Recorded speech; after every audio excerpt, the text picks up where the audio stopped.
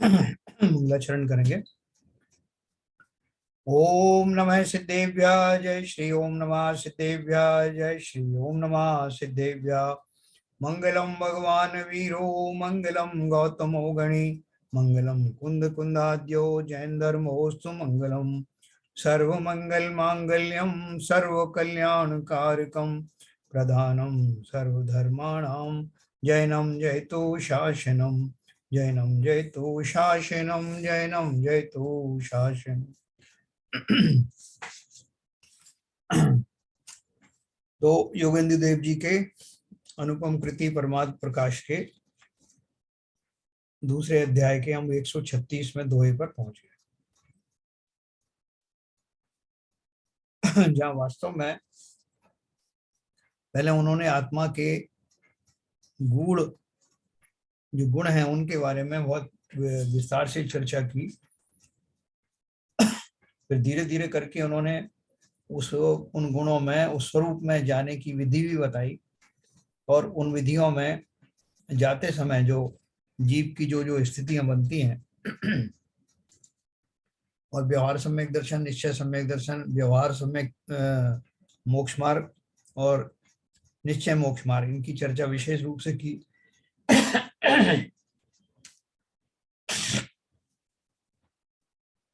जिससे हम लोग जिन्हें मोक्ष मार्ग अभी तक जान रहे थे उसमें हमारा बिल्कुल सीधा सीधा उन्होंने हमको जो गाइडेंस दी, जो हमारा मार्ग प्रशस्त किया कि हम जिस व्यवहार रत्नत्रय में बहुत गहराई तक धसे हुए थे उससे कब निकलना, कैसे निकलना और लक्ष्य हमारा निश्चय रत्नत्रय की ओर कैसे रहे, इस सब की बहुत विस्तार से चर्चा अपनी हुई।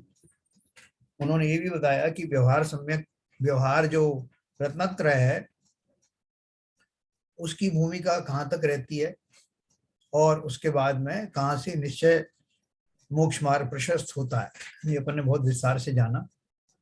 अब चूंकि हम अपनी भूमिका में, वर्तमान भूमिका में गृहस्थ और श्रावक धर्म के बीच में खड़े हुए हैं, इस भूमिका में व्यवहार धर्म का ही होना संभव है, वही पाया जाता है मुख्यतः। तो उसी को अब मेन रूप से देते हुए जो हम पंचेंद्री के विषयों में फंसे रहते हैं और हमारा जो उपयोग है वो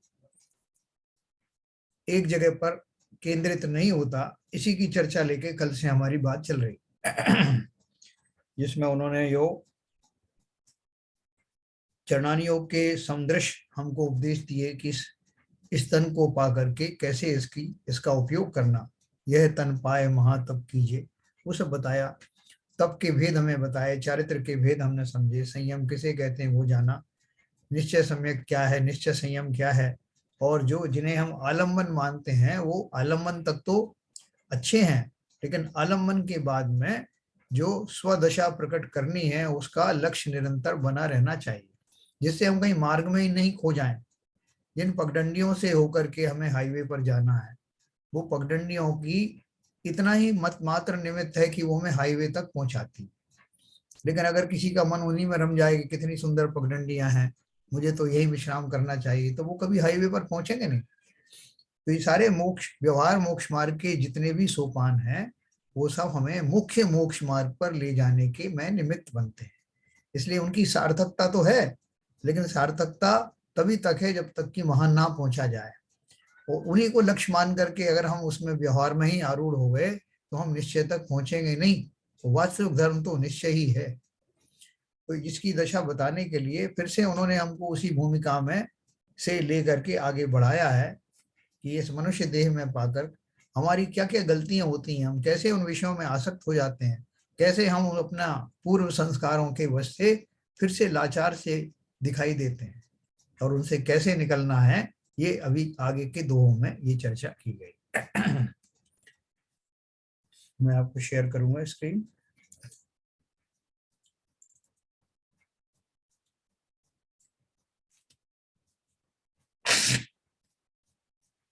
देखिए अपन ने ये देखा था कि एक इंद्री से लेकर के सेनी पंचेंद्री तक की यात्रा कितनी मुश्किल है, और उसको पाने के बाद भी अपन ने पढ़ा था ना, आर्य क्षेत्र उत्तम कुल दीर्घायु सत्संग, धर्म श्रवण, धर्म का धारण और उसे जन्म पर्यंत निभाना, ये सब बातें दुर्लभ है ना। ये अपन ने कल 135 नंबर में पढ़ी थी। ये बातें, सब बातें दुर्लभ हैं। सबसे दुर्लभ आत्मज्ञान है जिससे कि चित्त शुद्ध होता है। ऐसी महादुर्लभ मनुष्य देह पाकर तपश्चरण अंगीकार करके निर्विकल्प समाधि के बल से रागादि को त्याग कर परिणाम निर्मल करने चाहिए। अरे ये ड्राइंग कौन बना देता है? अभी अभी कोई न बनाई। जिन्होंने चित्त को निर्मल किया वे आत्मा को ठगने वाले हैं। ऐसा दूसरी जगह भी कहा है कि चित्त के बंधन से यह जीव कर्मों से बंधता है। जिनका चित्त परिग्रह से धन धान्यादि से आसक्त हुआ वे ही कर्म बंधन से बंधते हैं, और जिनका चित्त परिग्रह से छूटा, आशा तृष्णा से अलग हुआ, वे ही मुक्त हुए। इसमें संदेह नहीं है। यह आत्मा निर्मल स्वभाव है, सो चित्त के मैले होने से मैला होता है।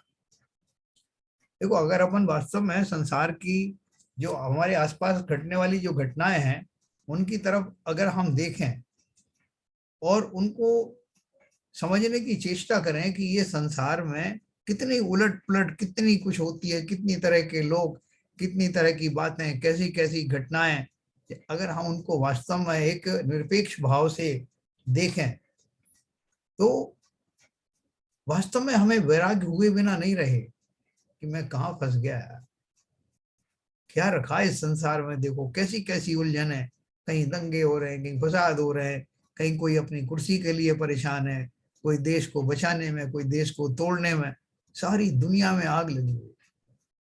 आप देखो तो आपको खुद ही लगेगा कि मैं वास्तव में कहाँ फंसा हुआ। मेरा 2 दिन से ऐसी चिंतन चल रहा है कि वास्तव में कैसे फंस गए हो। जैसे कि तूफानों से ग्रस्त समुद्र में कोई नौका फंस जाए, भंवर में कूदे खाते घूमती रहती है, ऐसे ही मैं फंसा हुआ हूँ इसमें। किंचित नाव, जैसे तूफान कभी मंद होता है तो वहां में उम्मीद होती कि अब मैं बाहर निकल आऊंगा, ऐसे ही हमें कई बार लगता है जब हमें गुरुदेव शरण देते हैं, शास्त्र आदि का श्रवण करते हैं, तो हमें लगता है भक्ति के मार्ग पर चलते हैं, हमें लगता है हम किनारे पर बैठे हैं। लेकिन वास्तव में वो जो हमारे पूर्व कृत संस्कार हैं वो पुनः किनारे से हटाकर फिर मझधार में खड़ा कर देते हैं। अनादि काल से हो रहा है, और कई बार तो बुद्धि बड़ी भ्रमित होती कि कैसे निकलूंगा भगवान से। लेकिन फिर दूसरे ही क्षण आशा जागृत होती है कि ये स्थिति मेरी अकेले की नहीं, संसार के समस्त प्राणी इससे जूझ रहे हैं। कुछ ऐसे हैं जो इन्हें भला मान रहे हैं, इसी में आनंदित हैं। कुछ ऐसे हैं जिन्हें पता भी नहीं है कि उनका क्या हो रहा है, और कुछ अवश्य ऐसे हैं जो गिने चुने हैं जिन्हें ये संसार की दशा से परिचय पूरा हो गया है, और निकलने के लिए वो निरंतर प्रयत्नशील बन गए हैं। उनमें से शायद हम लोग भी हों। तो देखिए अगला जो दोहा उन्होंने दिया है, पंचेंद्री की जो बात चल रही है कि पंचेंद्री के विषयों में जीव फंस जाता है तो वो कैसे निकले। 136 नंबर दोहा है। ए पंचीदिय करहड़ा जिय मो कलाम चारी चरिवी असे सुबि विषय वनु कुनु पाण संसार। विषय वनु माने विषय रूपी वन है, ये अपन ने पढ़ चुके हैं कल, आज अपन फिर से थोड़ा सा देखेंगे इस पर। आगे 5 इंद्रियों का जीतना दिखलाते हैं। ये प्रत्यक्ष 5 इंद्रियां रूपी ऊंट है, अपन ने कल पढ़ा था। उनको अपनी इच्छा से मत चरने दे, क्योंकि संपूर्ण विषय वन को चर के फिर ये संसार में ही पटक देंगे, है ना। हमारी सारी जो इंद्रियों के जो विषय हैं, उन विषयों को जितना भोग सकते हो भोग करके देख लो, क्या उनकी इच्छाएं कभी शमन को प्राप्त होती हैं? ज्यों ज्यों भोग मिले त्यों तृष्णा अधिकी अधिकी हुई। ये प्रत्यक्ष अपन देखते हैं। उसमें भी लिखा ना, मानो पावक में घी डाला। भोगों की अग्नि कैसी है? जैसे अग्नि में घी डाला है उसे बुझाने के लिए, और अग्नि और भड़क जाती है। ऐसे ही ज्यों ज्यों विषयों का सेवन होता है त्यों त्यों विषयानुराग और बढ़ता चला जाता है, और ज्यों ज्यों कम होता है, ज्ञानियों को उन्होंने पहले ही कह दिया, तृष्णा जान उच्छेद घटती जान घटाई। तो देखो आगे क्या कहते हैं, संसार से रहित, हाँ ये पांचों इंद्रिय भावार्थ में लिखा है, अतीन्द्रिय सुख के आस्वादन रूप परमात्मा में परान्मुख हैं, उनको हे मूढ़ जीव तो शुद्ध आत्मा की भावना से परान्मुख होकर इनको स्वच्छंदी मत कर, है ना, मतलब अगर शुद्ध आत्मा की भावना से आप हट गए तो ये स्वच्छंद हो जाएंगे, अपने वश में रख, ये तुझे संसार में पटक देंगे, इसलिए इनको विषयों से पीछे लौटा। संसार से रहित जो शुद्ध आत्मा, उससे उल्टा जो द्रव्य क्षेत्र काल भव भाव रूप 5 प्रकार का संसार, उसमें ये पंचेंद्रिय रूपी ऊंट स्वच्छंदी हुए विषय वन को चर के जगत के जीवों को जगत में ही पटक देंगे, यह तात्पर्य जानना, है ना। ऐसा हमने 136 नंबर पढ़ी थी, अभी 137 पढ़ेंगे। 137 के 2 भेद हैं। जो ये बिस्मी जो ए गई मनु संठवन न जाई, इंद्रिय विषय जो सुखड़ा तिथु जी बली बली जाई। क्या बोल रहे हैं, आगे ध्यान की कठिनता दिखलाते हैं। अब ध्यान की बात कहां से आ गई, क्योंकि उन्होंने बोला ना शुद्धात्मा जो वीतराग शुद्धात्म दशा जो बताई है, उस दशा की प्राप्ति के लिए ध्यान का होना आवश्यक है। ध्यान क्या है, एकाग्र चिंता निरोधश ध्यान है, अर्थात बाकी सब जगहों से ध्यान को हटाकर जिस विषय में वस्तु में लगाया जाता है, जिसमें कंसंट्रेट एकाग्र किया जाता है, वही ध्यान है। और वैसे ध्यान तो हम बहुत करते हैं, समय समय पर संसार संबंधी ध्यान तो हम करते ही रहते हैं। आर्त ध्यान और रौद्र ध्यान के बिना हमारा एक क्षण भी जाता नहीं, कभी किसी विषय में, कभी किसी संसारी विषय वस्तु में हमारा मन लगा रहता है। यहाँ जो ध्यान की बात बता रहे हैं, वो क्या बताया उन्होंने कि अगर मुझे वीतराग निर्विकल्प समाधि रूप भाव को प्राप्त करना है, तो उसके लिए बाकी सब चीजों की चिंताएं छोड़ करके और एकमात्र आत्मा में ध्यान लगाना होगा, आत्मा में या आत्मा के निकट जाने वाले मार्ग में। अब वो बोल रहे हैं कि यही तो सबसे मुश्किल काम है, कैसे लगाएं ध्यान, इसलिए उन्होंने बोला आगे ध्यान की कठिनता दिखलाते हैं। हे योगी, ध्यान की गति महाविषम है, क्योंकि चित्त रूपी बंदर चपल होने से निज शुद्धात्मा में स्थिरता को प्राप्त नहीं होता, क्योंकि इंद्रिय के विषयों में ही सुख मान रहा है, इसलिए उन्हीं विषयों में फिर अर्थात बार बार जाता।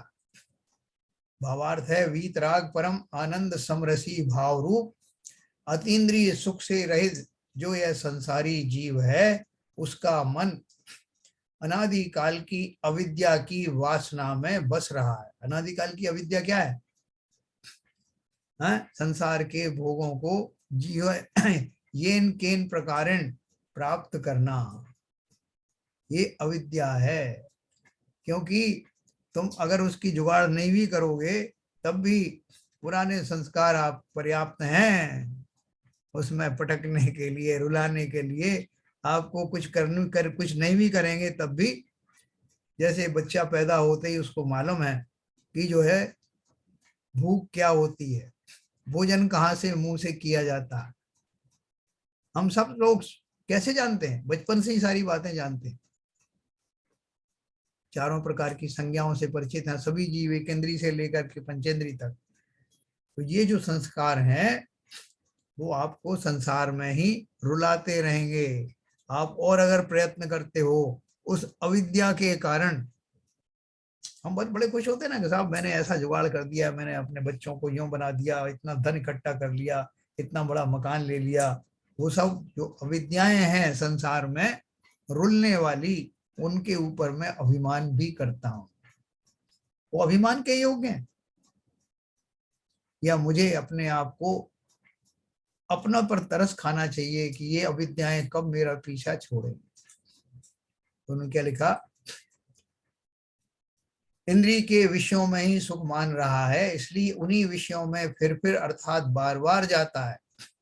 वीतराग परम आनंद समरसी भाव रूप अतीन्द्रिय सुख से रहित जो यह संसारी जीव है, उसका मन अनादिकाल की अविद्या की वासना में बस रहा है, इसलिए पंचेंद्रियों के विषय सुखों में आसक्त है। इस जगत के जीवों का मन बारंबार विषय सुखों में जाता है और निज स्वरूप में नहीं लगता है, इसलिए ध्यान की गति विषम है, कठिन है।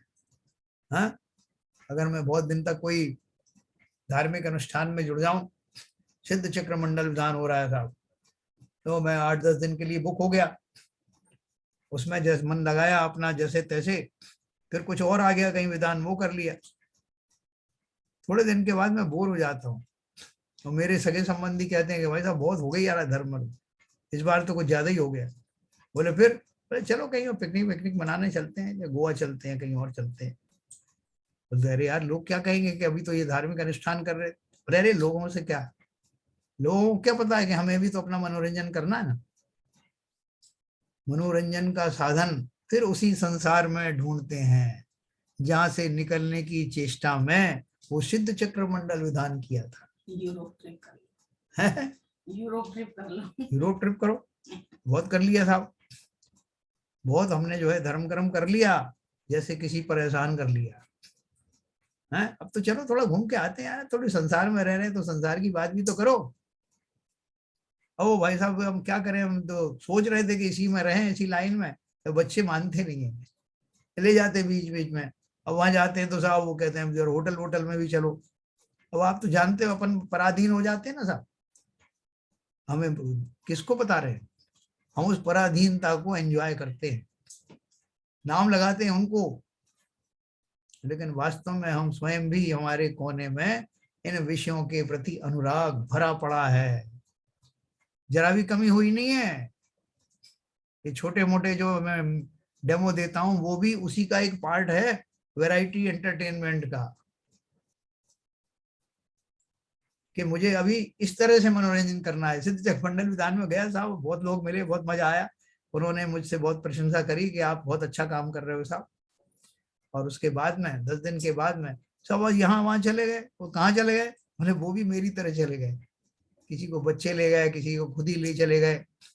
साहब इसी में थोड़ी लगे रहेंगे क्या सारा टाइम, आप ही तो कहते हो कि जन्म हुआ कुछ अर्थ हो, समझो जिससे ये व्यर्थ ना हो, तो व्यर्थ चला जाएगा ना भाई, हैं इतने दिन से इसको संजोया है, अब इसके संस्कार बने हैं, जिस तरह से ये मनोरंजन होता है वही मनोरंजन तो कराएंगे इसको। ऐसे हम स्वयं ही अपने आप को समझा देते हैं, जो ये बोल रहे हैं ना कि वापस लौट लौट करके वहीं चला जाता है, ये दीर्घकालीन संस्कार इतने गहरे बैठे हुए हैं, ये ऐसे जाने वाले नहीं इतने हल्के फुल्के में कि हमने 2 दिन स्वाध्याय कर लिया, 4 दिन पूजन कर ली, तीर्थाटन कर लिया तो ये चले जाएंगे, बिल्कुल नहीं। ये दबे बैठे हैं, बहुत गहराई में बैठे हैं, जिनके वो संस्कार समाप्त होते हैं वही तो वैराग्य से भर जाते हैं, वही तो इन सब बंधनों को, इन अर्जेस को, इन सारी तरह के आवाहनों को कि आओ संसार के विषयों को भोगो, तिलांजलि देकर निकल जाते हैं। वो है महान लोग। मैं जिलेंद्र देव की पूजन क्यों करता हूँ, क्यों उनका बहुमान करता हूँ, कि वो साधारण व्यक्तियों की तरह भ्रमित नहीं हुए, उनको भी ऐसे ही प्रसंग आए, लेकिन उन्होंने किसी की आवाज नहीं सुनी। कोई बेटा कह रहा है कि चलो 5 स्टार में चलो, कोई कहीं यहाँ चलो, उनको भैया तुमको मुबारक हो ये संसार, हमने बहुत देख लिया, अब इससे बस हो। ऐसा भाव जब तक नहीं आएगा, ऐसी दृढ़ता अंदर नहीं प्रकट होगी, तब तक हम संसार में ऐसे ही गोते लगाते रहेंगे। योगेंद्र देव जी ने जो बात कही है, ऐसे बहुत मनीषियों ने बात कही कि भैया देखो वीतराग उन्हीं विषयों में, देखो इंद्रिय के विषयों में ही सुख मान रहा है, इसलिए उन्हीं विषयों में फिर अर्थात बार बार जाता है। हमारी वैराग्य भावना में 12 भावना यही सब लिखा है। भावार्थ है वीतराग परम आनंद समरसी भाव रूप अतीन्द्रिय सुख से रहित जो यह संसारी जीव है उसका मन अनादिकाल की अविद्या की वासना में बस रहा है, इसलिए पंचेंद्रिय के विषय सुखों में आसक्त है। इन जगत के जीवों का मन बारंबार विषय सुखों में जाता है और निज स्वरूप में नहीं लगता है, इसलिए ध्यान की गति विषम है। देखो, हम में से आधे लोग तो ये बात मानते ही नहीं है कि हमारा मन ऐसा है। नहीं नहीं भाई साहब, जब करते हैं धार्मिक उसमें जाते हैं तो पूरी तरह से मन लगता है साहब। तो बोले उसके बाद वो जब खत्म हो जाते हैं तब क्या, वो तब हम तीर्थाटन के लिए चले जाते हैं। बाकी इन सब चीजों से बहुत दूर रहते हैं। रहते भी हैं, ऐसा नहीं है नहीं रहते, बहुत सारे रहते हैं। लेकिन कुछ प्रिय जीवों की भूमिका जैसे मैंने बताई ऐसी होती है कि मन में वास्तव में कुछ और बसा हुआ है, और उसकी चर्चा भी कई बार वो कर देते हैं कि साहब क्या करें। ऐसे जीव अपने आप को लाचार मानते हैं। और तीसरी तरह के जीव वो हैं जो न केवल अपनी वर्तमान स्थिति की आलोचना करते हैं, बल्कि संकल्प लेते हैं कि अब इन कुसंस्कारों से उबरना ही है। ऐसा संकल्प लेने वाले ही गृहस्थी से बाहर निकल आते हैं। ये तीन तरह के जीव हैं। अब हम कौन सी कैटेगरी में हैं ये हम खुद जान लो। कई बार हम भी अपनी आलोचनाएं करते हैं, लेकिन वो आलोचना तक ही रह जाती है, उसमें सुधार हो नहीं पाता ना। तो देखो, अपन को अपनी भूमिकाओं को निर्माण करना है। हमें उस पंक्ति में खड़े होना है जहां न केवल हम अपनी मनोदशाओं की आलोचना करें, बल्कि उनसे निवृत्ति का मार्ग खोज करके संकल्पित हो करके निकल पड़े। इस बार बार बार उस दलदल में ना फंसें, ऐसा संकल्प हमें करना पड़ेगा। तो देखो, अगला दुआ कहा उन्होंने, ध्यान की गति विषम है। ये तो मान लिया अपन ने, इसलिए ध्यान होना यानी उस आत्म स्वरूप में ध्यानस्थ होना बड़ा मुश्किल है। उसे रोक कौन रहा था? यही संसारी दशा। और जैसा कि उन्होंने कहा कि मैं अपने संस्कारवश उससे बाहर निकल नहीं पाता, इसलिए कहा कि ध्यान बहुत कठिन है। लेकिन उन ज्ञानियों के लिए, उन मनीषियों के लिए ध्यान कठिन है क्या? जो एक एक अंतर्मुहूर्त में छठे और सातवें गुण स्थान में झूलते रहते हैं, उनको ध्यान कहाँ मुश्किल है? खाली मुश्किल वहां तक पहुंचने की ही है। एक बार हम उस भूमिका में पहुंच तो जाएं, फिर तो ध्यान से बाहर निकलने में बड़ी तकलीफ होगी। तो देखो अगला वाला दोहा क्या बोलता है, 138 नंबर। 137 का जो है एक एडिशनल है, 137.5।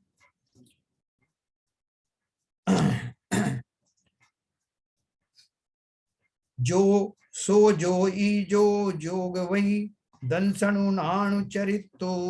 दंसणु माने दर्शन, नाणु माने ज्ञान, चरित्र माने चरित्र। सो जो ई जो जोग वही दंसणु नाणु चरितो। होय अभी पंचय बाहिरऊ झायम तऊ परमत्थु। परमत्थु माने परमार्थ। तो क्या बोल रहे हैं इसमें?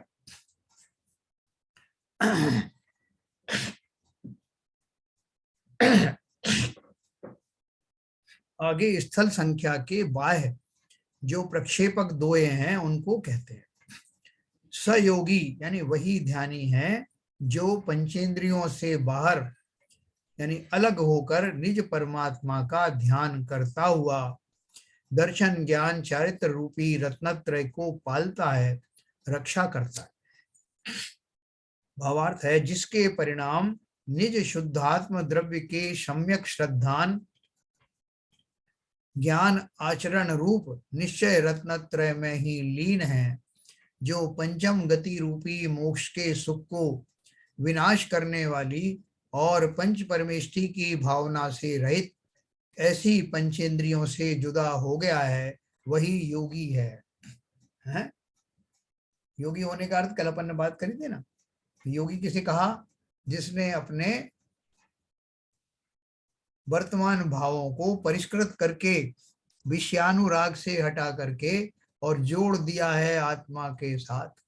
योग का अर्थ है जोड़ है, जुड़ गया है जिसका हृदय स्वस्वभाव में, वो योगी है।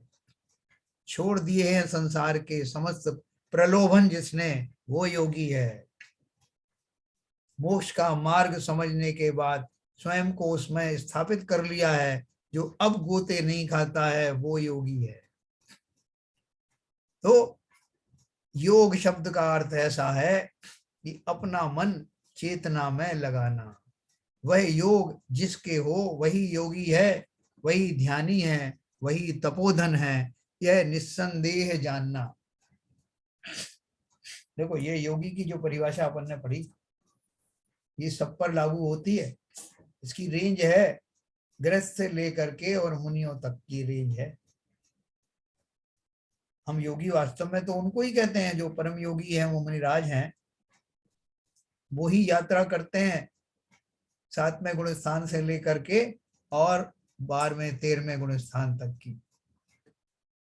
वास्तव में योगी तो वो हैं, और उससे भी ऊपर योगी हैं कि जब वो योगों की समाप्ति करके मोक्ष में स्थापित हो जाते हैं। लेकिन प्रारंभिक भूमिकाओं में गृहस्थों में भी योगी पाए जाते हैं। गृहस्थों में योगी कौन है? जो गृहस्थ धर्म की भूमिका का निर्वाह निरपेक्ष भाव होकर के करते हैं। बहुत आसान काम नहीं है ये कि गृहस्थ दशा में पूरी गृहस्थी का पालन पोषण करता हुआ भी पाया जाऊं और अंदर में समता के भाव सुदृढ़ करता हुआ रहूं। ऐसे कितने विरले हैं। उनको तो वो जो जैसे सजा होती है ना, साव में 5 साल की सजा काटनी कैसे भी करके, ऐसे ही वो जो गृहस्थ हैं बनारसी दास जैसे या भरत चक्रवर्ती जैसे, जितने काल तक उनको गृहस्थ दशा में रहना पड़ा, वो ही जानते हैं। मन में तो ऐसा ही उमंग है कि कब निकल भागूं, लेकिन पलायनवादिता नहीं, और पूरा तरह से अपना स्वयं का परीक्षण करके कि मेरी वैराग्य दशा क्या अब उस पैमाने पर आ गई है कि अगर गृहस्थी छोड़ दूं तो मैं डगमगाऊंगा नहीं। बहुत सारे लोग आधे अधूरी वैराग्य दशा में जो छोड़ देते हैं, वो ना इधर के रहते ना उधर के रहते। इसलिए गृहस्थ दशा के ऊपर श्रावक दशा है ना, उसका अनुपालन करना। 11 प्रतिमाएं क्यों दी?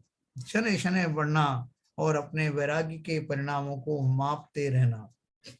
एक दिन अवश्य आपको पता लगेगा कि अब अगर मैंने ये गृहस्थी छोड़ दी तो मुझे जरा भी खेद होगा नहीं। ऐसी दशा आने तक श्रावक के धर्म का निर्वहन करना। तो आगे क्या लिखा है? आगे पंचेंद्रियों के सुख को विनाशीक बतलाते हैं। विषयों के सुख 2 दिन के, फिर बाद में ये विषय दुख की परिपाटी हैं। है ना, उसमें लिखा ना 4 दिन की चांदनी और फिर अंधेरी रात। ये 4 दिन के विषय सुख हैं, फिर खुरपा और बाती कुछ करके है ना। ये विषय दुख की परिपाटी हैं, ऐसा जानकर भ्रांत जीव, हे भोले जीव, तू आत्म न है स्कंदे, अपने कंधे पर आप ही कुल्हाड़ी को मत चला। ये विषय क्षणभंगुर हैं, बार बार दुर्गति के दुख के देने वाले हैं, इसलिए विषयों का सेवन अपने कंधे पर कुल्हाड़ी का मारना है, अर्थात नरक में अपने को डुबोना है। ऐसा व्याख्यान जानकर विषय सुखों को छोड़ वीतराग परमात्म सुख में ठहर कर निरंतर शुद्धोपयोग की भावना करनी चाहिए। देखो, एक बात आपको बताऊं, ये मैंने 138 नंबर पढ़ा, दोहा भी पढ़ता हूं। विषय सोई वे दिवहड़ा, पुण दुख है परिवाणी, भुल्लऊ जीवम बाऊ तू, अपना खंदी कुहाड़ी। खंदी माने कंधे पर, कुहाड़ी माने कुल्हाड़ी चलाना, जो अपन ने इसका अर्थ अभी पढ़ा। देखो, मैं आपको एक बात बताऊं। अभी अमेरिका में आपने सुना होगा, 2 बार अभी जल्दी जल्दी सुना है कि एक 18 साल के लड़के ने बंदूक लेकर के और स्कूल के बहुत छात्रों को भून दिया। उनका कोई अपराध नहीं था उन बच्चों का। और एक अस्पताल में भी ऐसी घटना हुई, किसी ने लेकर अंधाधुंध गोली चलाई और लोगों को मार दिया। तो ये घटनाएं क्यों होती हैं? लोगों ने कहा नहीं साहब, वहां चूंकि जो बंदूक लेना बड़ा आसान है, इसलिए ये घटना घटित होती। वो एक निमित्त है, इसमें कोई शक नहीं है, लेकिन उन जीवों की यानी 18 साल के बच्चे के ऐसे भाव क्यों हुए? क्योंकि बताया जाता है कि साहब उसको कभी जब वो स्कूल में पढ़ता था तो उन स्कूलों के दूसरे बच्चे, ये नहीं, उसकी मजाक बनाते थे, ये जो कुछ भी था, उन कुंठाओं से ग्रसित होकर उसने बदला लिया किसी दूसरे बच्चों से। उसकी मन स्थिति ऐसी थी कि अपना फ्रस्ट्रेशन कैसे निकाले। क्यों? क्योंकि उन देशों में किसी भी तरह की ये ट्रेनिंग दी नहीं जाती है कि भाव क्या होते हैं, आत्मा क्या होती है, हम क्यों फंसे रहते हैं, इन सब भावों को कोई स्पिरिचुअल ट्रेनिंग होती नहीं, किसी ने कभी उनको ऐसा संबोधा नहीं। तो उनके पास क्या है? इस भौतिक संसार के सिवाय सोचने के लिए, करने के लिए कुछ नहीं है। वो कहाँ जाए? यही संस्कार है। और फिर रही सही कसर वहां के जो मांसाहार या जो इस तरह के जो आहार पानी है, वहाँ शराब आदि का सेवन है, सभी सप्त व्यसन आदि हैं, उन सबको कौन रोक रहा है? इसलिए उनकी ये परिणति अवश्य ही ऐसी ही होती है। लेकिन ये जो अपन उपदेश सुन रहे हैं, भले ही आज मुझे उससे कुछ फायदा नहीं हो रहा हो, हम बोले साहब ऐसे योगेंद्र देव जी की बजाय से 10 आ जाए योगेंद्र देव, तब भी मैं बदलने वाला नहीं हूँ, मैं बहुत ढीठ हूँ। लेकिन फिर भी ये जो हमारे कानों में अमृत वचन जा रहे हैं, ये हमारे सबकॉन्शियस माइंड में जरूर जा रहे हैं। और जब कभी ऐसी स्थिति बनेगी जब मैं बहुत फ्रस्ट्रेटेड रहूंगा, तो मैं ऐसी गोलियां नहीं चलाऊंगा। हो सकता है अवश्य ही कुछ ऐसी संसारी दशाएं, मैं भी छोटे मोटे अपराध कर सकता हूँ, लेकिन ये जो वचन है, ये कानों में के माध्यम से जो मेरे मस्तिष्क में चले गए हैं, ये यथा योग्य समय पर याद आएंगे कि यार ऐसी दशा में क्या करना चाहिए। उन्हें तो उपलब्धि नहीं है, किसी ने उनको उपदेश दिए नहीं। ऐसी धरती पर जन्म लिया उन्होंने जहां उनकी पीढ़ी दर पीढ़ी इन कुसंस्कारों से ही पीड़ित हैं। तो ये मैं आपको क्यों बता रहा हूं कि ये जो बोल रहे हैं ना, जितने उपदेश जो दे रहे हैं, अपन को भले ही लगता है कि ये उपदेश तो मैंने बहुत बार सुने हैं, मुझे क्या फर्क पड़ा, और अभी भी कोई विशेष अंतर नहीं आया, ऐसा हमारी स्वीकारोक्ति है। हमें किसी को दिखाना नहीं है, लेकिन हम इस स्वीकारोक्ति को इसलिए कर रहे हैं कि हमें इससे आगे बढ़ना है। तो ये यकीन मानना, जो जो हम सुन रहे हैं वो व्यर्थ नहीं जा रहा, भले ही उसका आचरण अभी दिखाई ना दे। तो एक दो अपन और पढ़ेंगे, फिर उसके बाद चर्चा करेंगे। 139 नंबर। संता विषय जो परिहरई, देखो इसमें कहा है, संता विषय जो परिहरई बलि किज्जऊ हौतास सो दैवेण जी मुंडियऊ शीसु खड़िल्लऊ जासु। है बहुत बढ़िया बात उन्होंने कही 139 में। आगे आत्म भावना के लिए जो विद्यमान विषयों को छोड़ता है उसकी प्रशंसा करते हैं। तो कहते हैं ना कि एक दिन अचानक से साहब उनको वैराग्य आ गया। वो वैराग्य कैसे आ गया? कि साहब वो कुछ नहीं, वो वहां पर खड़े हुए थे, उन्होंने जो है बादलों को छिन्न भिन्न होते हुए देखा या आसमान में बिजली को लुप्त हुए देखा, तो उनको वैराग्य हो गया।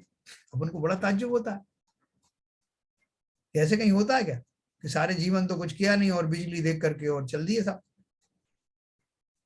वो साधारण व्यक्ति नहीं होते, ये उसी भाव की साधना नहीं होती। नहीं तो हम तो यार सारे दिन बादल देखते ही रहते हैं, बिजलियां गिराते रहते हैं, बिजलियां देखते रहते हैं, क्या हुआ हमको? तो वो जो व्यक्ति हैं वो इसी दशा के हैं जो मैंने आपको बताया। उनके भी कानों में ऐसे अमृत वचन पूर्व में पढ़ चुके थे, और अब तो उसका रिजल्ट आया। वो रिजल्ट आने में जो तात्कालिक कारण बने उनको ही मैं बाह्य निमित्त समझता हूँ, तात्कालिक निमित्त समझता हूँ। तो बहुत सारे जीव हैं जो निकल जाते हैं आगे आत्म भावना के लिए, जो विद्यमान विषयों को छोड़ता है उसकी प्रशंसा करते हैं।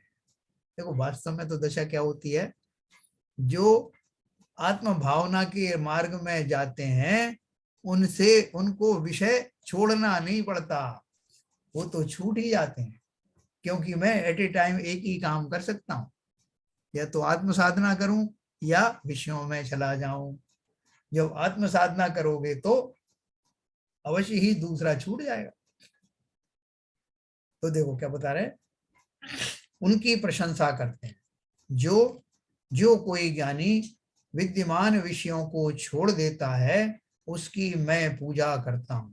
क्योंकि जिसका सिर खलवाट यानी अपन ने पढ़ा था ना, गंजा है, वह तो देव कर ही मूंडा हुआ है, वह मुंडित नहीं कहा जा सकता, है ना। ये दुआ अपन ने पढ़ा था कल, बीच में छोड़ दिया था। जो देखने में मनोज्ञ ऐसा इंद्रियन का विषफल, उसके समान ये मौजूद विषय हैं। ये वीतराग शुद्धात्म तत्व की प्राप्ति रूप निश्चय धर्म स्वरूप रत्न के चोर हैं। कौन है चोर? ये विषय स्वरूप। उनको जो ज्ञानी छोड़ते हैं, उनकी बलिहारी श्री योगेंद्र देव जी करते हैं, अर्थात अपना गुणानुराग प्रकट करते हैं। क्योंकि ये मुश्किल काम है ना, ये बड़ी मुश्किल से प्राप्त होने वाले और अनादिकाल से जिनमें मेरा लोभ जुड़ा हुआ है, आकांक्षा जुड़ी हुई है, ऐसे विषय सुखों को छोड़ना मामूली बात नहीं। जब अपन बोलते हैं तृणवत रिद्धि सब छाणी के तप धारो बन जाए, तो अपन को बहुत ज्यादा महिमा नहीं आती, ठीक है छोड़ दिया होगा, बहुतों ने छोड़ा। लेकिन जब मैं अपने आप को देखता हूं कि मैं एक वो छोटी सी वस्तु भी घर में है, वो फालतू भी है, तो उसे छोड़ी नहीं जाती। क्यों नहीं छोड़ी जाती?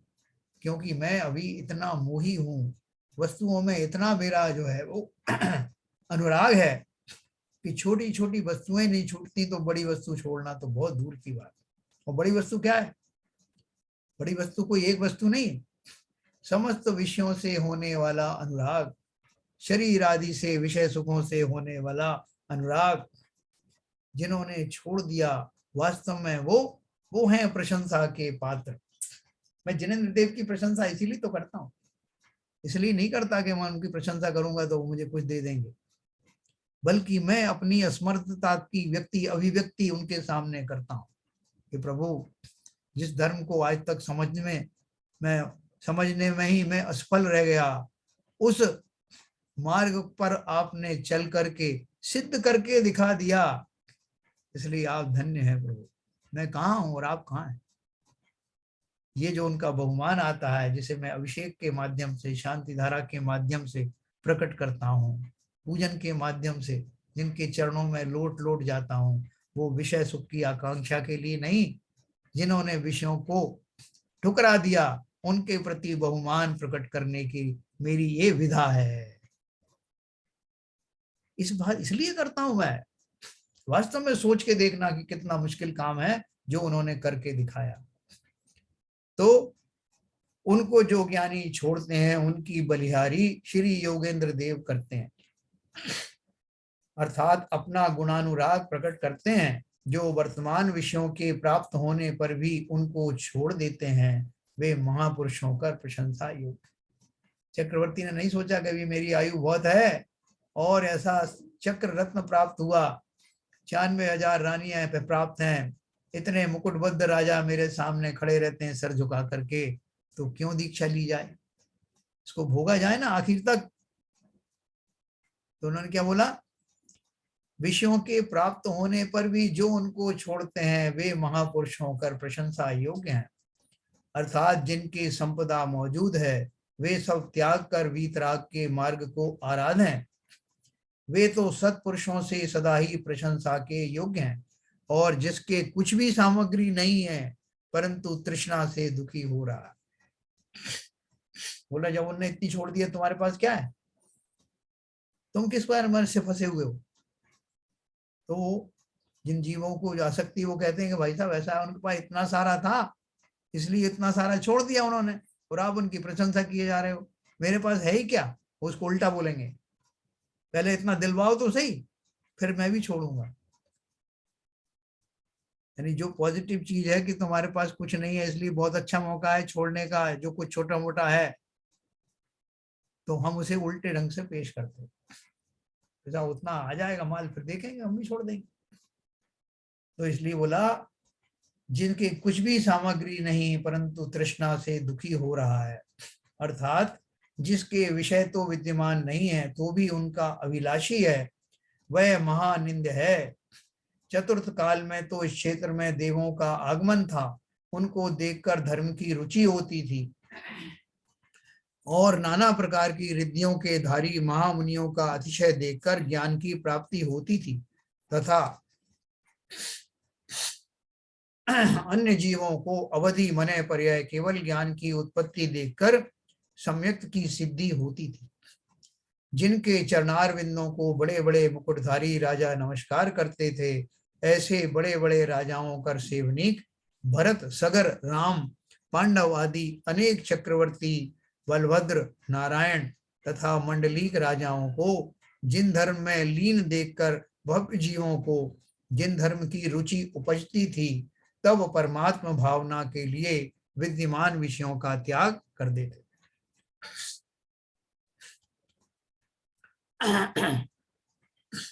और जब तक गृहस्थपने में रहते थे तब तक दान पूजा आदि शुभ क्रियाएं करते थे, 4 प्रकार के संघ की सेवा करते थे। इसलिए पहले समय में तो ज्ञानोत्पत्ति के अनेक कारण थे, ज्ञान उत्पन्न होने का अचंबा नहीं था, मतलब पहले बहुत सारे निमित्त थे।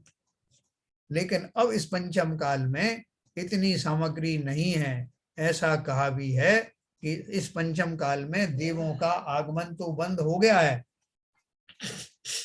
और कोई अतिशय नहीं देखा जाता। यह काल धर्म के अतिशय से रहित है और केवल ज्ञान की उत्पत्ति से रहित है, तथा हलधर हलधर चक्रवर्ती आदि शलाका पुरुषों से रहित है। हलधर किसे कहते हैं? हलधर कहते हैं जो नारायण के साथ में जो होते हैं ना, बलभद्र, उनको बोलते हैं हलधर। चक्रवर्ती आदि शलाका पुरुषों से रहित हैं। ऐसे दुखम काल में जो भव्य जीव धर्म को धारण करते हैं, यदि श्रावक के व्रत आचरते हैं, यति श्रावक के व्रत आचरते हैं, यह अचंबा है। वे पुरुष धन्य हैं, सदा प्रशंसा के योग्य। देखो उन्होंने क्या बात कही इसमें कि भैया चतुर्थ काल में तो साधनों की कमी नहीं थी, वैराग्य होने के लिए जगह जगह चलते फिरते अवधि ज्ञानी मने पर्याय ज्ञानी मुनि मिलते थे, बड़े बड़े शलाका पुरुष होते थे। उनको देख करके लोगों को लगता था जब ये धारण कर रहे हैं जिन धर्म को तो मैं क्यों ना करूं। लेकिन आज के जमाने में जब चारों ओर से आप पापियों से घिरे हुए हो, यति नाम के जो विशेष गुण वाले मुनिराज आदि हैं उनका लगभग अभाव जैसा है, तो ऐसे काल में भी अगर कोई भव्य जीव धर्म को धारण करते हैं तो उनकी महिमा का क्या कहना। इसलिए तो कहते हैं पंचम काल में आप थोड़ा सा भी करोगे तो उसका बहुत लाभ होगा, ये अपेक्षा है। चारों तरफ से विषय वन में फंसा हुआ मैं उससे निकल पाने का साहस बटोर करके संकल्पित होकर के किंचित भी उस मार्ग में अगर आगे बढ़ूं तो वास्तव में ये न केवल मेरे लिए विशेष लाभ वाली वस्तु है, बल्कि जो आसपास के जीव हैं उनके लिए एक प्रेरणा का स्रोत भी होगा। इसलिए हम जहां खड़े हैं वहां से अगले मार्ग में कैसे चलें, पहले तो इस बात को तोलें लॉजिकली, क्या ये सही है क्या। ठीक है, अपन इसका चिंतन करेंगे। मैं आपको अनम्यूट करता हूं।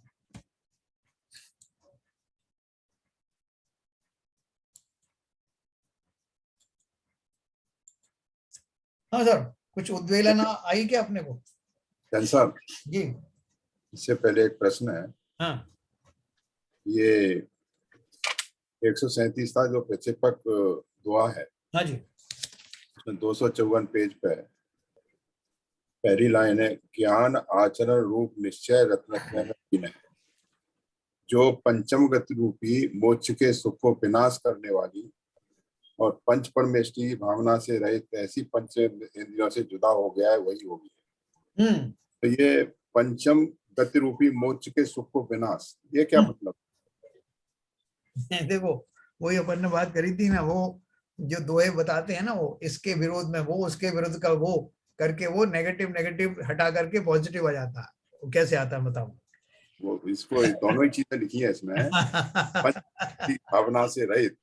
देखो ये मुस्कुरा रहे हैं ना हरभजन साहब। ये है। हाँ बोलिए हरभजन साहब। पंचेंद्रिय के एडजेक्टिव है बेसिकली। पंचेंद्रिय जो है आपको पंचम गति में नहीं जाने देते, आपको पंच परमेष्टि की भावना से रहित बनाते हैं बेसिकली। हाँ, पंचेन जो अपने इंद्रियां हैं उनके बारे में कहा गया है कि इंद्रियां आपको ऐसा करने से रोकती हैं, इंद्रिय विषय में लग जाते हैं आप। बस वो नेगेटिव से नेगेटिव बनाया हूँ। देखो मैं आपको समझाता हूँ फिर से। आरपी जन साहब, यहाँ जो लिखा हुआ है ना, हाँ पंचम गति रूपी मोक्ष के सुख को, हाँ हाँ, विनाश हाँ, करने वाली। विनाश पंचम गति रूपियों में मोक्ष का सुख कहाँ से आ गया? नहीं नहीं, पंचम गति किसे कहते हैं? सर मोक्ष को पंचम गति कहते हैं। हाँ, तो चार गति, उसको विनाश करने वाली। नहीं नहीं, सुनो सुनो हाँ, सुनो, चार गतियां तो आप मानते हैं ना?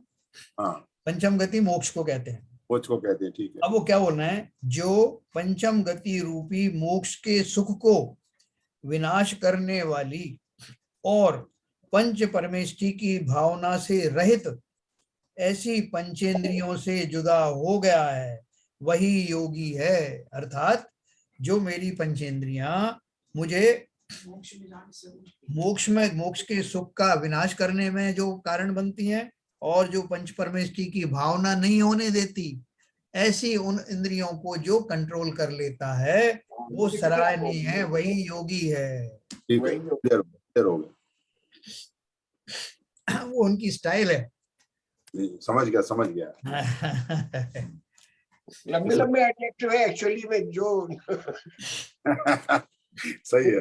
हाँ वाकई सही में नहीं समझ में आते। हाँ, तो वो उसमें क्या है कि थोड़ा सा अपन को भ्रमित हो जाते हैं एकदम पढ़ के, क्योंकि क्या है, एक तो अपन को ये विश्वास है कि वो जो कह रहे हैं वो पॉजिटिव ही कह रहे होंगे, नंबर 1। सही है। नंबर 2, अगर पॉजिटिव कह रहे हैं तो उसमें देखूं कि कहाँ कहाँ कौन से सेंटेंस में नेगेटिविटी है जिसको उन्होंने डिनाई किया है। कहाँ कॉमा फुल स्टॉप लगाया पता ही नहीं पड़ता है। समस्या वहीं से आती है। हरभजन साहब ने 2-3 बार ये ऐसे ही प्रश्न पूछे ना कि साहब इसके विरोध में वो, उसके विरोध में वो, तो फिर कौन किसके पक्ष में आया है समझ में। चलिए साहब, ये लाख का दुआ तो बहुत ही वास्तविक स्थिति है कि आज के समय में इतनी विषम परिस्थितियों में अगर कोई जीव, क्या कहते हैं, इस मार्ग पर अगर चल के संकल्पित होके और बढ़ सकता है, तो ये बहुत ही बड़े अचंभे की बात है। बिल्कुल। परिस्थितियां तो और भी विषम होती जा रही हैं, क्योंकि पहले जो घर में एक परिवार, सम्मिलित परिवार रहता था, बड़े बूढ़े से कुछ, क्योंकि माँ बाप हमेशा अपने काम में लगे रहते हैं, माँ अपने परिवार को संभालने में लगी रहती है, पिताजी कमाने में लगे रहते थे। तो केवल घर में बड़े बूढ़े होते थे जो संस्कार का बीज डालते थे। बच्चे को क्रोध आता था तो उसको समझाते थे, तो वो सारी चीजें अब धीरे धीरे करके विषम होती जा रही हैं। जैसा आपने का उदाहरण दिया आपने, तो वो चीजें अब धीरे धीरे हमारे देश में भी आती जा रही हैं। नहीं सर, शैलेंद्र जी, वो संस्कार तो पारिवारिक मिलते भी थे, धार्मिक संस्कार भी मिलते थे। हाँ, धार्मिक संस्कार भी मिलते। वही रहता है ना कि जैसे माँ परिवार को संभालने में लगी रहती थी, पिताजी कमाने में लगे रहते थे। पहले तो दोनों ही, आज भी वही पोजीशन है, आज ऐसा कोई फर्क नहीं पड़ा है। लेकिन बच्चों को अब संभालने के लिए टीवी या मोबाइल है या बाहर की चीजें हैं या स्कूल में उनको शिक्षा मिल जाए, भौतिक संसार है। और स्कूल में ऐसी शिक्षाएं बड़ी कमी मिलती हैं कि जो ऐसे बहुत कम टीचर होते हैं जो इस तरीके की कभी कभी एक क्लास ले लेते हैं और बच्चों को एक बीज डालने की कोशिश करते हैं। देखो खारघर जेन्स के ऊपर आपने शैलेंद्र जी ने सही कहा, खारघर जेन्स के ऊपर किसी ने एक वीडियो डाला है, वो जो कुमार विश्वास है ना कवि, हाँ, उसने एक रचना की है। वो बोला कि मैं बहुत सारी किताबें लिखता हूँ और मैंने 1ली से 8वीं तक के क्लास के बच्चों की किताबें पढ़ी और मैं देख के दंग रह गया कि उसमें जो है कहीं ऐसे बीज डाले ही नहीं गए हैं जो संस्कार वाले हों। उनमें जो कुछ लिखा हुआ है ऐसा ही लिखा है जैसे वेस्टर्न कल्चर में होता है। तो बोले मैंने उसमें लिखा, उसमें ये लिखा हुआ था कि बच्चे एक दिन अपनी दादी के घर गए। तो बोले मैंने सोचा कि दादी के घर गए, इसका मतलब दादी कहीं और रहती। तो ये तो हमारे जो संयुक्त परिवार की भूमिका में नहीं होता कि दादी कहीं और रह रही हो। तो बोले मैंने फिर उसको दूसरी तरह से उसको मॉडिफाई किया कि बच्चों ने दादी से ये कहानी सुनी और एक दिन वो अपने नानी के घर गए। बोले नानी तो फिर भी दूसरी जगह रह सकती है, लेकिन दादी को पहले से ही आपने अलग स्थापित कर दिया, तो वो संस्कार वास्तव में कैसे जाएंगे। ऐसे बोल रहे हैं, बहुत छोटी छोटी बातें हैं जो स्कूल के ज्ञान समय से ही क्लास में सिखाया जाना चाहिए। हाँ क्या बोल रही बरखा, कुछ कह रही? अच्छा आवाज है। हाँ, तो ये संस्कार जो है, अगर इस समय में वर्तमान युग में कोई इस तरह के संस्कारवान व्यक्ति होता है तो उसकी कितनी प्रशंसा होती है। उसी प्रकार से मोक्ष के मार्ग में चलने वाले बिरले लोग हैं, और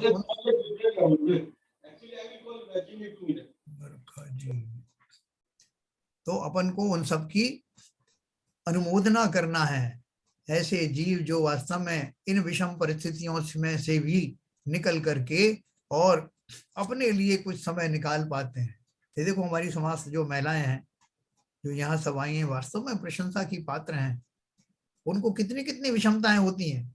स्वाध्याय कर रहे हैं, इस बीच में पतिदेव आ गए, नौकरी पूरी हो गई, और उनको भोजन भी कराना है। कितने विकल्प मन में रहते हैं, और किसी से कह नहीं सकते, उफ नहीं कर सकते, सबको मिला के चलना होता है। ये बहुत बड़ी, बच्चों की भी केयर करना, बच्चों की केयर करना, स्वयं की केयर करना, उनका ये भी मार न छूट जाए, पतिदेव भी नाराज ना हो जाए, घर में कोई बुजुर्ग है तो उनकी भी केयर करना। कितनी बड़ी तपस्याएं हैं ये।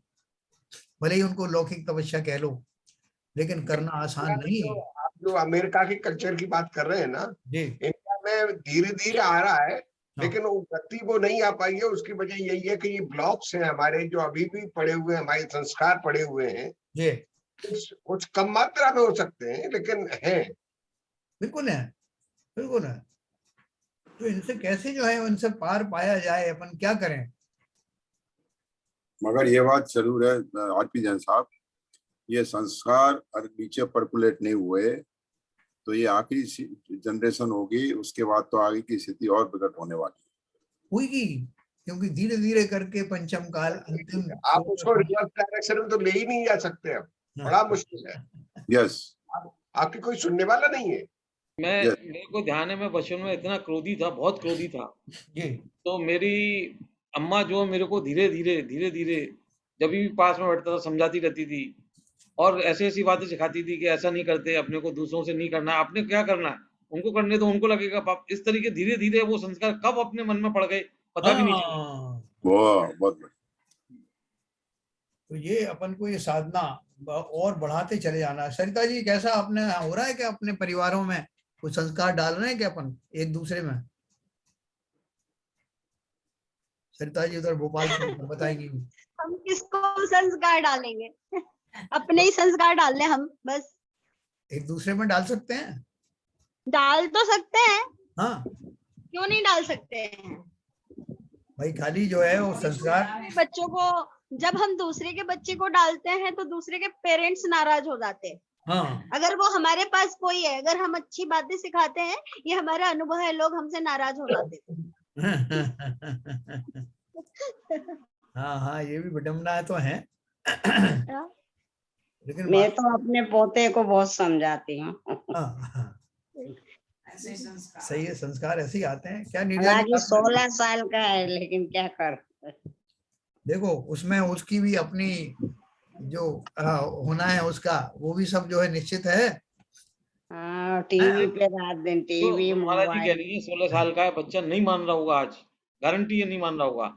लेकिन मैं तो समझाते रहती, बोलते रहती। एक समय आने के बाद में उसको वो बात याद आती है, जब वो विषम परिस्थिति में जाता है और उसको लगता है कोई रास्ता नहीं है, उसको गुस्सा आ रहा है, क्रोध आ रहा है, कुछ हाथ में कुछ करने को नहीं है उसको, मतलब ही कैन नॉट, मतलब आज तो माँ बाप के ऊपर जोर चला लेता है, लेकिन जब उसकी परिस्थिति बढ़ती है, जब उसको मालूम पड़ता है कि वो नहीं बस चल रहा है, तो फिर उसको ये चीजें सारी जो संस्कार की बातें याद आती हैं और वो अपने आप को संभाल लेता है। अरे देखो, ये हमारी स्मिता जी हैं, ये विदेश में गई, ऐसी कंट्रीज में, मलेशिया जैसी कंट्री जो मुस्लिम कंट्री है, वहां इन्होंने अपने धार्मिक अंकुरों को मुरझाने नहीं दिया, बल्कि और परिवार के और जनों को प्रेरित किया स्वयं भी प्रेरित हुई, दूसरों को भी साथ लिया, और आज भी देखो निरंतर किस भाव से पूजन आदि करते हैं। इनसे पूछा जाए। बहुत बढ़िया। हाँ बिल्कुल सही। स्मिता जी, आपका कुछ अनुभव बताएं, आपको क्या क्या विषम परिस्थितियां आई?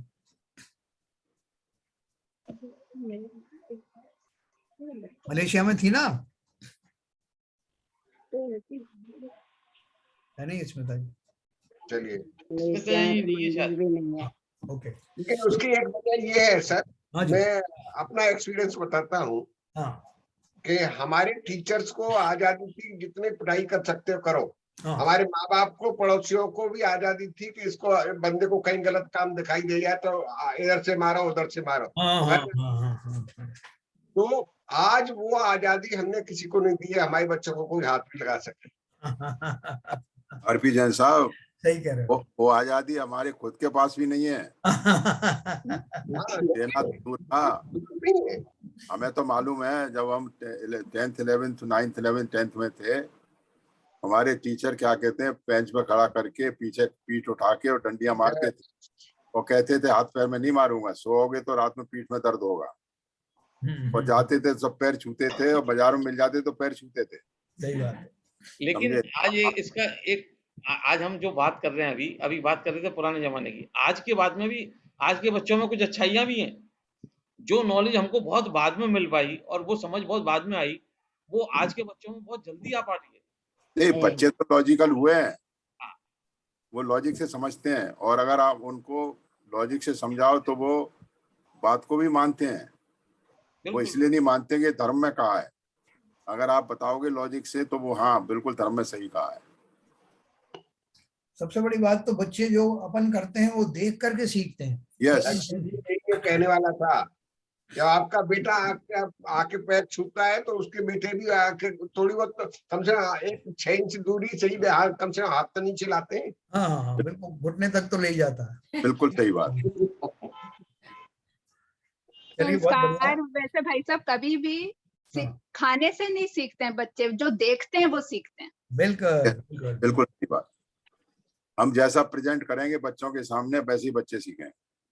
बस अगर हम सिखाना चाहें उन्हें, वो सिखाएंगे, उपदेश देंगे तो उससे नहीं मानते हैं वो। बिल्कुल हम अगर खुद फॉलो कर रहे हैं तो वो अपने आप सीख जाते हैं। इसलिए तो कहा है कि कोई किसी को सिखा नहीं सकता, कोई किसी को समझा नहीं सकता। हम स्वयं ही सीख और समझ जाएं तो दूसरे अपने आप ही उसको फॉलो करने लगे। भाई साहब, ये छोटा लड़का अक्कू है, उसको उन्होंने समझा बता दिया है बाबा चेंजपर्स। और जब भी वो लगाते हैं बाबा चेंजपर्स, भी हिंदी में इतना ही बोलता है बस। हालांकि इतना ही बोलता है, उसको ये नहीं मालूम इसका मतलब जानता है कि नहीं जानता। हाँ, वो ये जानता नहीं होगा कि चरण जो है हाथ को कहते हैं कि पैरों को कहते हैं। वही मैं कह रहा हूँ, वही मैं भी कह रहा हूँ। केवल ये बता दिया कि बाबा चेंजपर्स, ताऊजी चेंजपर्स, चाचा चेंजपर्स, इस तरीके की बात है। समझ में आ गई? इतनी हिंदी जानता है, बाकी सब अंग्रेजी है। तो अब मैं समझता हूँ वो चेंजपर्स को क्या समझता है, वो समझता है भी नहीं समझता। वही तो कहते हैं इसके जैसा कि वो चरणों को सिर समझता है, घुटने समझता है, वो नहीं मालूम उसे। नहीं सब आप सही कह रहे हैं, मायने मालूम न हो, लेकिन अब कम से कम अपने बच्चे इस मामले में थोड़े डिफरेंट हैं कंपेयर टू। सही कह रहे हैं। नहीं, वो किसी दिन आपसे कहेगा हाथ उठा करके, बाबा मेरे चरण में बहुत दर्द हो रहा है। आजकल बच्चों को राइम्स जो है, इंग्लिश की राइम्स हैं, वो ही सिखाती हैं। कैसे खाना है, कैसे पढ़ना है, कैसे रुमाल से पूछना है, कैसे बोलना है।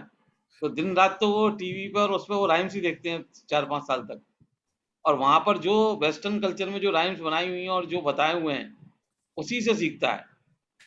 निश्चित रूप से माँ बाप को तो इतना टाइम ही नहीं है उस टाइम में कि वो सब चीजें, बहुत से लोग सिखाते हैं, ऐसा नहीं है, लेकिन जनरली वहीं से सीख रहे हैं। क्या विपुल जी, आप भी कुछ सिखा रहे हैं अपने बच्चों को, लगता है चुपके चुपके? हैं विपुल जी, हैं क्या उधर? हाँ जी सर। उनका आप भी बच्चों को बहुत संस्कार दे रहे हो, सुनने में आया है। नहीं सर, कुछ संस्कार नहीं देने से कहाँ, तो जिसकी को जो लेना है अपने से ले लेगा। किसी के देने से कहाँ कौन लेता है। अपने आप ही अगर अपन खुद ही अपनी चर्याएं अच्छी करते रहें, संस्कार अपने आप आसान होते हैं, न केवल बच्चों को बल्कि आस पड़ोस में भी। जैसे हमारी बिल्डिंग में एक जैन साहब रहते हैं, तो जैन साहब की भूमिका का तभी जो है प्रशंसा होगी जब वो जैनवत आचरण करेंगे। बहुत बढ़िया। हाँ, तो चलिए हम सब जो हैं इस माध्यम से कुछ ना कुछ तो शिक्षित हो रहे हैं। हम सब ने एक बात सर्वसम्मति से स्वीकार की कि किसी के सिखाने से, मात्र वचन कह देने से कोई सीखता नहीं, और उसके लिए हमें खुद स्वयं ही ऐसे उदाहरण प्रस्तुत करने पड़ेंगे कि लोग स्वयं ही इस बात को मान जाएं कि न केवल हम संस्कारित हुए हैं बल्कि उनके माध्यम से वो संस्कार भी समाज में जा रहे हैं। तो हमें करना है हमारी एक्चुअली। हाँ बोलिए। नहीं, अगर पेरेंट्स अनुशासित है ना तो बच्चे अपने आप हो जाते हैं। हाँ बिल्कुल। भले मुझे याद है बचपन में थोड़ा कम बात मानते थे, पर वो कहीं ना कहीं फीड रहती है वो बातें, फिर वो बड़े होके याद आती हैं। ठीक बात। चलिए तो अपन इस विषय पे फिर और कल चर्चा करेंगे। वो ध्यान की जो बात कर रहे थे वो मैं आपसे सीवी जैन साहब अलग से बात करूंगा कि वो अपना जो एनसी जैन साहब है उनका समय निकाल करके एक दिन अपन जो तय करते हैं कोई संडे को, तो जितने पात्र चाहेंगे अपन उनसे वो भी ले लेंगे, उनसे अनुमति कौन कौन चाहते हैं, और फिर अपन कुछ करते हैं उसका इंतजाम। आप डेट डिसाइड करो, बाकी आगे शाम अपन बात करेंगे। चलिए साहब, सबको जिनवाणी स्तुति करेंगे। मिथ्यात्म नाश वे को ज्ञान के प्रकाश वे को आपा परभास वे को भानुसी बखानी छहो द्रव्य जान वे को बंधो विधि भान वे को स्वपर पिछान वे को परम प्रमानी है अनुभव बताए वे को जीव के जताए वे को काहू न सताए वे को भव्य और आनी है जहाँ तहाँ तारवे को पार के उतारवे को सुख विस्तारवे को यही जिनवाणी है। हे जिनवाणी भारती तो जपो दिन रैन जो तेरी शरणा गए सो पावे सुख चैन जावाणी के ज्ञान ते सूझे लोकालोक सो वाणी मस्तक धरूं सदा देत हूँ दो। जिनवाणी माता की जय।